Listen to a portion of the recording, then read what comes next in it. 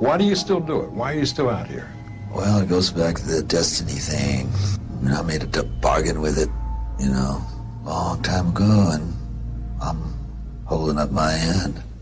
Bob Dylan survived the chaos of the 1960s, vanished at the height of his fame after a near-mythical 1966 motorcycle crash, reinvented himself across folk, rock, gospel, and country, and then, decades later, walked away with a Nobel Prize in Literature in 2016. Most would expect quiet retirement, reflection, maybe nostalgia tours. Instead, Dylan has taken a very different route. In fact, at over 84, Bob Dylan's life today will surprise you. Let's start from the very beginning. Arrival in New York and rise in the folk scene. The story does not begin in New York, but in the cold, iron-mining town of Hibbing, where Robert Allen Zimmerman spent his teenage years surrounded by music. By the late 1950s, he was already restless. At Hibbing High School, he formed bands such as the Golden Chords, blasting out covers of Little Richard and Elvis Presley, with a volume so aggressive that school officials reportedly cut the microphone during one performance. But something shifted as he approached graduation in 1959. Rock and roll was loud, but it wasn't deep enough. He began searching for something older, stranger, and more enduring. That search sharpened when he enrolled at the University of Minnesota in September 1959. Minneapolis introduced him to Dinkytown, a small but intense cultural pocket where folk music was treated not as entertainment, but as tradition. Here, Zimmerman started performing in coffee houses, including the 10 O'Clock Scholar, trading rock covers for old ballads and blues standards. Around this time, he shed his birth name and began calling himself Bob Dylan. This was a deliberate reinvention. He later denied that it was directly taken from the influential poet Dylan Thomas. But the association stuck. By January 1961, at just 19 years old, Dylan made a decisive move. He left Minnesota and arrived in New York City during one of the coldest winters on record. His destination was Greenwich Village, the epicenter of the American folk revival. This was a tight, competitive scene populated by musicians, poets, and activists, all orbiting small venues and even smaller audiences. Dylan arrived with little money, no contract, and a singular mission: to meet his idol, Woody Guthrie. Guthrie was not performing anymore. He was hospitalized at Greystone Park Psychiatric Hospital, suffering from Huntington's disease. Dylan sought him out anyway. Their meetings were brief but pivotal. Dylan played for him, absorbing not just songs but an entire philosophy. Music as narrative, as protest, as living history. Guthrie's influence became immediately visible in Dylan's early repertoire, both in vocal style and subject matter. Back in Greenwich Village, Dylan moved quickly. By February 1961, he had secured a regular spot at Café Wah, performing multiple sets a day. His style stood out: nasal voice, rapid phrasing, and an intensity that felt unpredictable. Within months, he was circulating through key venues like Gerda's Folk City, sharing space with established names. The folk community was tight-knit, but Dylan absorbed everything. He borrowed melodies, reworked lyrics, and reshaped traditional songs into something sharper and more personal. The turning point came in September 1961. Dylan performed at Gerda's Folk City, and Robert Shelton was in the audience. Shelton published a review in the New York Times describing Dylan as a distinctive folk song stylist. That single article changed everything. Folk singer Carolyn Hester invited Dylan to play harmonica on her recording session. The session was produced by John Hammond, a legendary talent scout at Columbia Records, who had previously signed artists like Billie Holiday. Hammond noticed Dylan immediately. Within weeks, he offered him a contract, an extraordinary leap for a 20-year-old with no commercial track record. Dylan entered the studio in late 1961, recording his debut album, Bob Dylan, which was released on March 19, 1962. The numbers were modest. Around 5,000 copies were sold in its first year. But the content was revealing. Out of 13 tracks, only 2 were original compositions.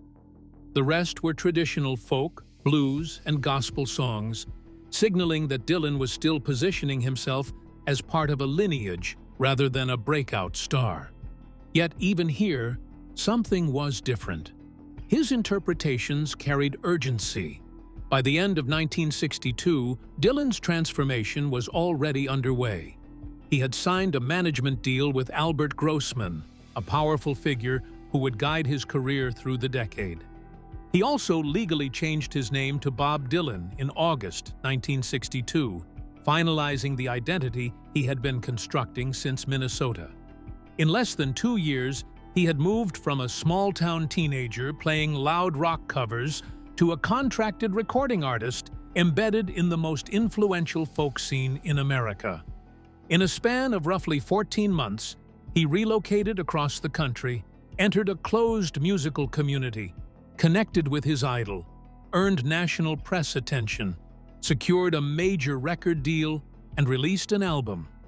It reads less like a gradual rise and more like a calculated infiltration.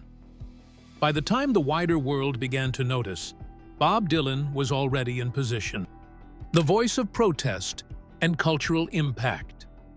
In May 1963, Bob Dylan released The Freewheelin'.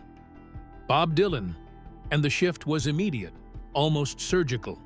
Just a year earlier, his debut had leaned heavily on traditional material.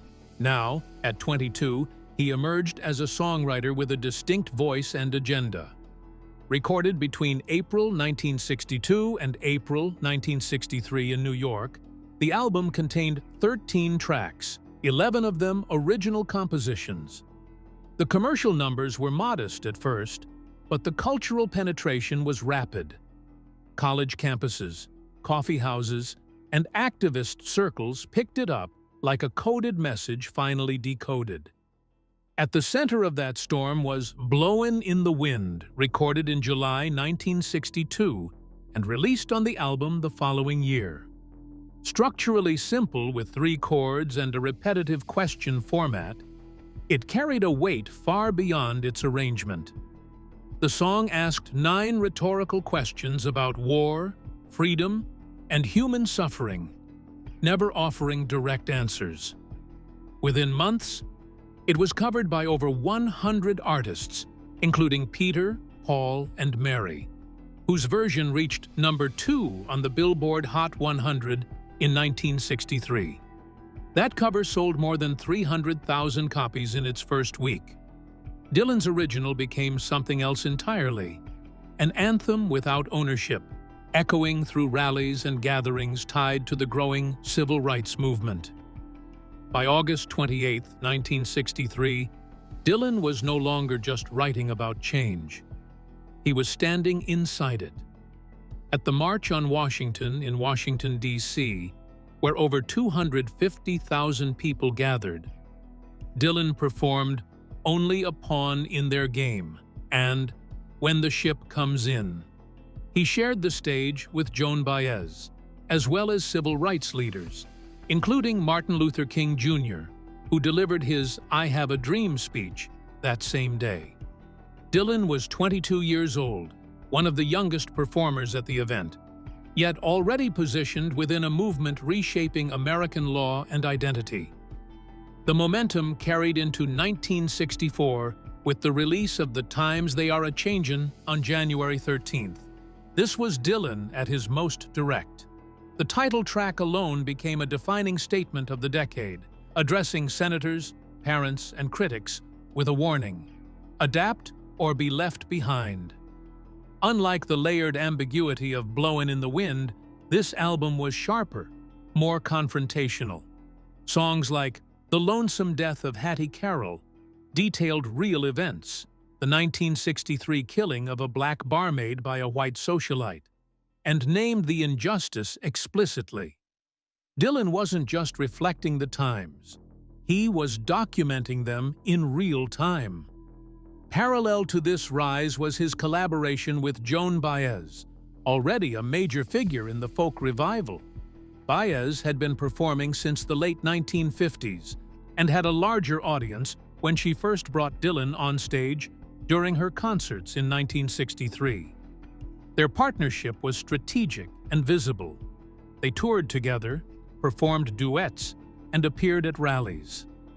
Baez introduced Dylan to wider audiences, while Dylan's songwriting added a sharper political edge to their shared performances. Their rendition of "With God on Our Side" and other songs during joint appearances amplified their reach. By late 1964, Dylan's third album, Another Side of Bob Dylan, signaled a subtle shift. The overt protest tone began to recede, replaced by more abstract and introspective writing. Yet, the impact of his earlier work had already been locked in. Between 1963 and 1964, Dylan had written dozens of songs that became staples of the protest movement. His lyrics were being quoted in speeches, printed in pamphlets, and sung in marches. He had become, willingly or not, a reference point. What made Dylan's influence particularly effective was his refusal to align formally with any single organization. He performed at events tied to civil rights and anti-war causes, but he avoided being labeled as a spokesperson for any group. This distance allowed his work to travel further. Songs like Masters of War and A Hard Rain's A-Gonna Fall were not tied to specific policies or campaigns. They addressed broader anxieties, nuclear threat, systemic violence, and moral responsibility. In a decade defined by the Cold War and domestic upheaval, that universality made his music adaptable across movements. By 1965, Dylan's position was paradoxical. At 23, he was already being called the voice of a generation, a label he openly resisted.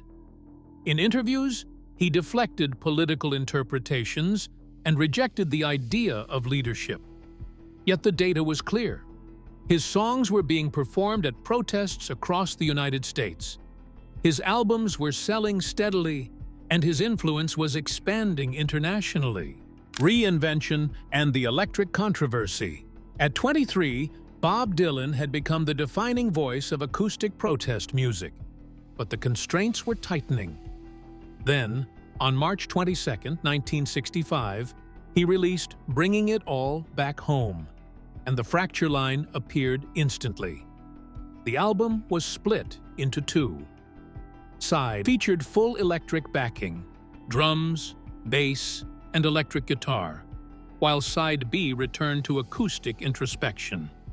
Tracks like Subterranean Homesick Blues opened with rapid-fire, almost proto-rap delivery, clocking in at just over 2 minutes, yet packed with dense stream-of-consciousness lyrics. Dylan was stepping outside its boundaries.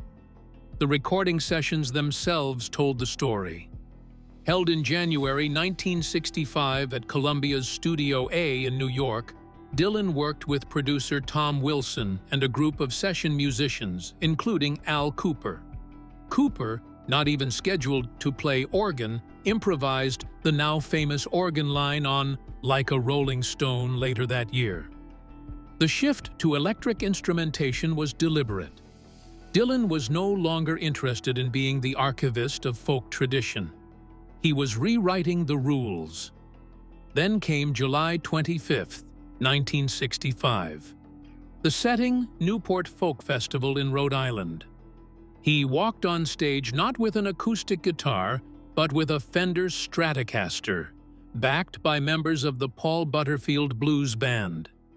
The set lasted roughly 15 minutes, 3 songs, including Maggie's Farm and Like a Rolling Stone.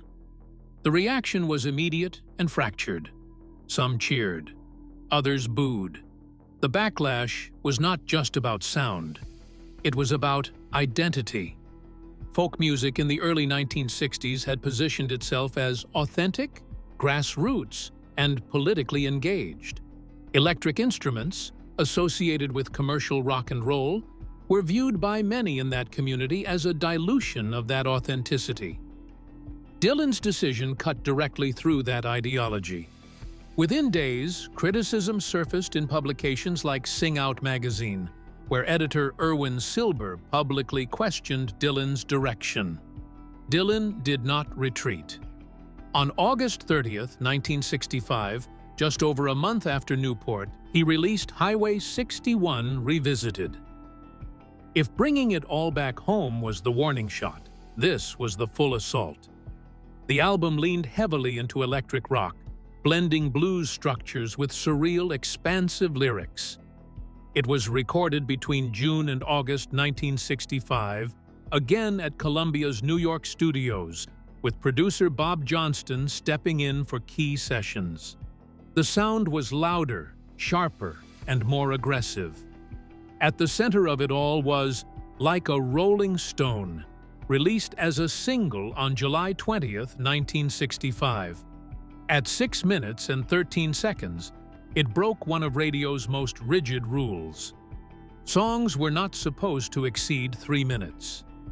Columbia Records initially hesitated, fearing it would be unplayable on air. Yet DJs began spinning it anyway, sometimes cutting it in half to fit programming slots.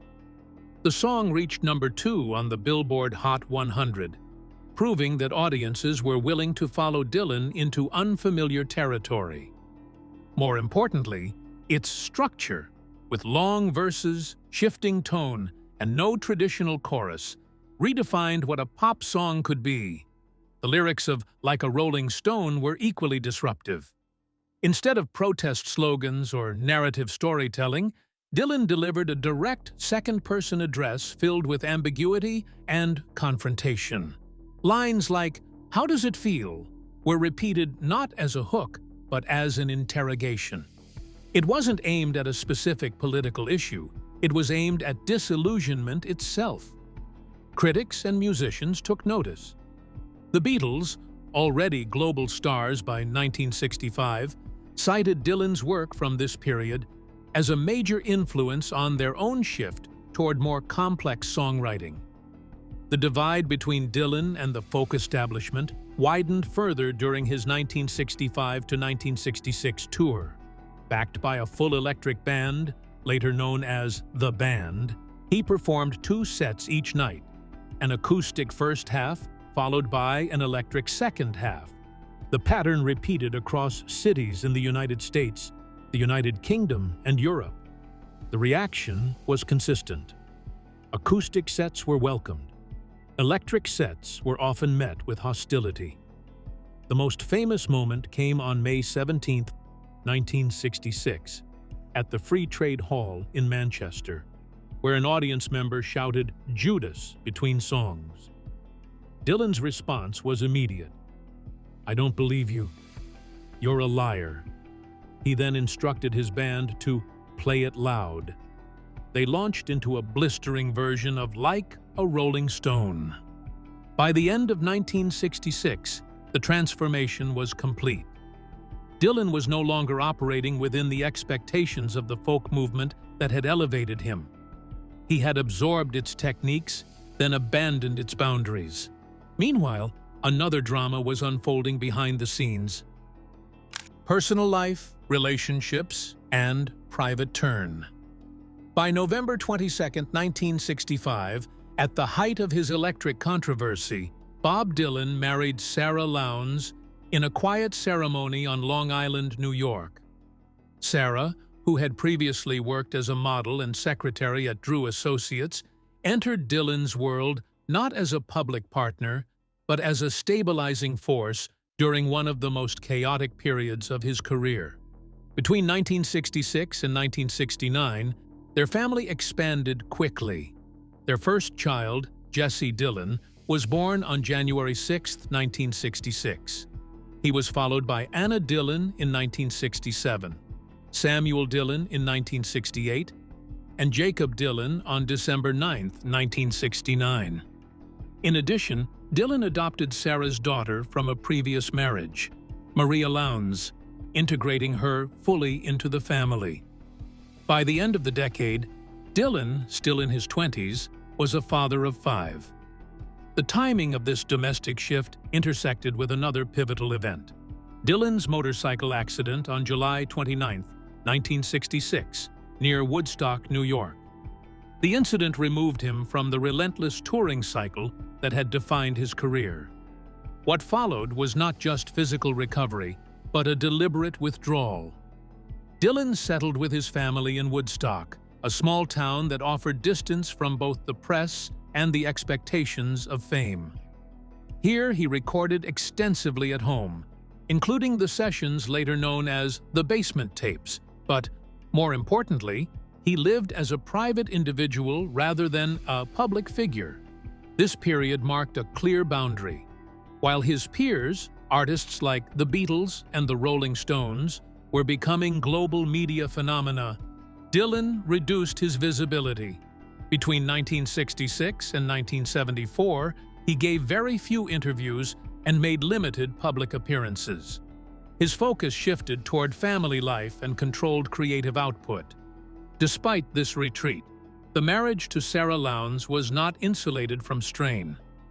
By the mid-1970s, tensions had escalated.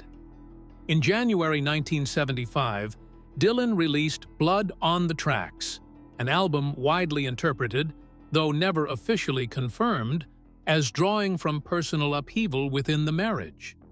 Songs like Tangled Up in Blue and You're a Big Girl Now carried emotional weight that critics and listeners connected to his relationship with Sarah. The ambiguity was intentional. Dillon never publicly framed the album as autobiographical, but the timing aligned closely with their separation. On June 29, 1977, the marriage formally ended in divorce. It took him almost a decade to find companionship again. In 1986, Dillon married Carolyn Dennis, a backup vocalist who had worked with him during his gospel period. That same year, their daughter, Desiree Gabrielle Dennis Dillon, was born. Unlike his first marriage, this union was kept entirely out of public knowledge. There were no leaks, no press coverage, and no acknowledgement from Dillon himself. The existence of both the marriage and the child only became widely known in 2001, when biographer Howard Soons published Down the Highway: The Life of Bob Dylan. The secrecy surrounding this second marriage was consistent with Dillon's long-standing approach to privacy. Even at the peak of his fame, he avoided the mechanisms that typically expose personal lives: talk shows, detailed interviews, and autobiographical disclosures. When he did speak publicly, it was often in cryptic or deflective terms. In a 2004 interview with CBS News, Dillon remarked on identity itself, suggesting that names and public personas were fluid constructs. The second marriage also ended in divorce in 1992. Even as one of the most recognizable figures in music, Dillon kept his personal life sealed off, revealing almost nothing unless forced by time or biography. Today, at 84, Dillon is still working, still moving. He released Rough and Rowdy Ways in 2020, his 39th studio album, which debuted at #1 in the UK and #2 in the US, proving his relevance decades into his career. He continues to tour under what critics call the never-ending tour, a run that began in 1988 and has crossed over 3,000 performances worldwide. Even now, he performs in smaller venues, avoiding spectacle, focusing on the work itself rather than the noise around it. That distance is deliberate.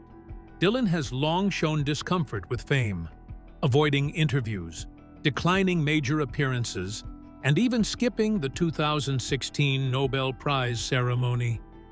The attention never interested him. Only the craft did. And he is loyal to that craft to this day. Well, that's it for now. Thanks for watching. Did you like this video? If you did, please consider liking, dropping a comment, and hitting the subscribe button so that you don't miss it out on our new uploads. Also, don't miss this video you see on your screen right now. It's truly unbelievable.